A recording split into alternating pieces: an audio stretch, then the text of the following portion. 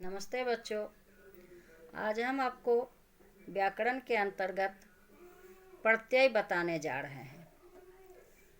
प्रत्यय किसे कहते हैं, तो आइए जानते हैं प्रत्यय की परिभाषा।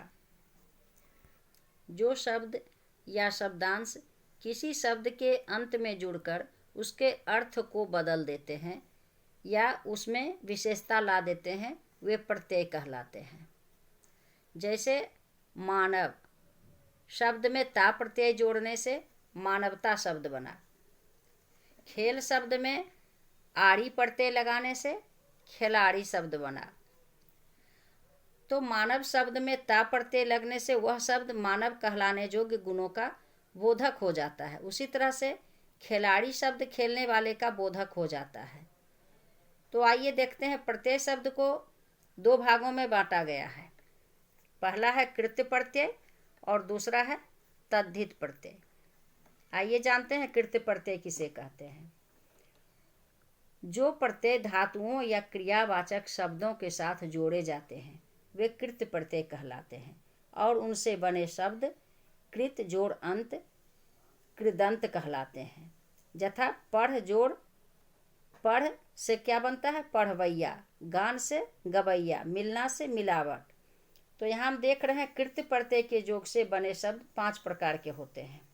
पहला कर्तृवाचक, दूसरा कर्मवाचक, तीसरा करणवाचक, चौथा भाववाचक और पांचवा क्रिया द्योतक। आइए देखते हैं कर्तृवाचक कृदंत क्या होता है।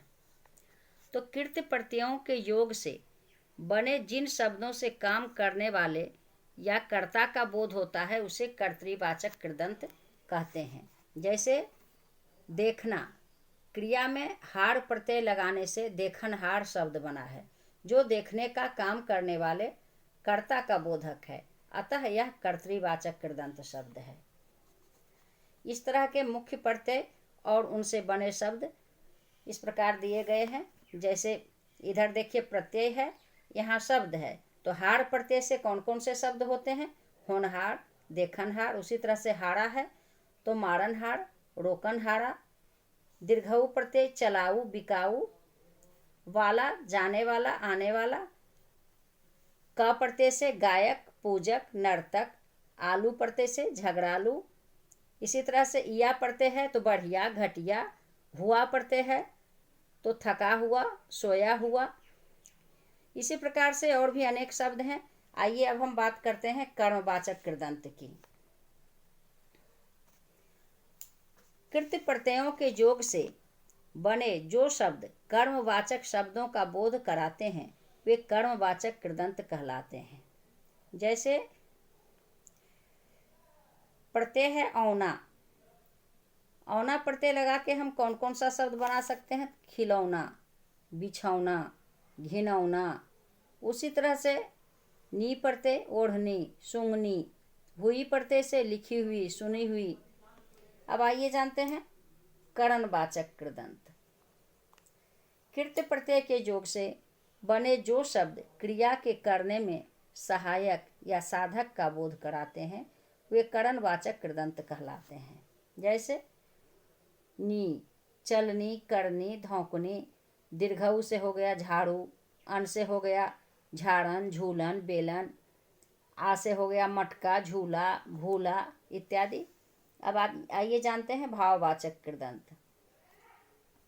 तो क्रिया के प्रत्यय के योग से बने जो शब्द भाववाचक संज्ञा का काम करते हैं वे भाववाचक कृदंत कहलाते हैं। जैसे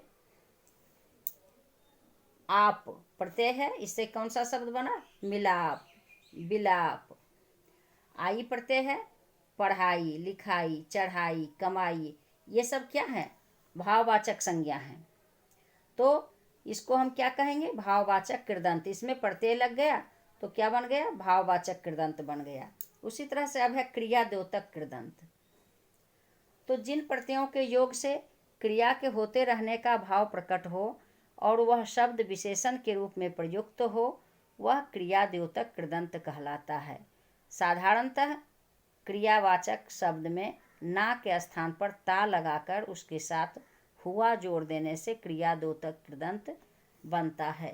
जैसे प्रत्यय है ता, तो क्या हो शब्द बनेगा, दौड़ में हम ता लगा दिए तो दौड़ता, खेल में ता लगा दिए तो क्या बना, खेलता।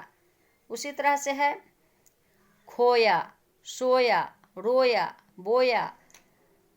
फिर आ प्रत्यय है, सूखा, भूखा।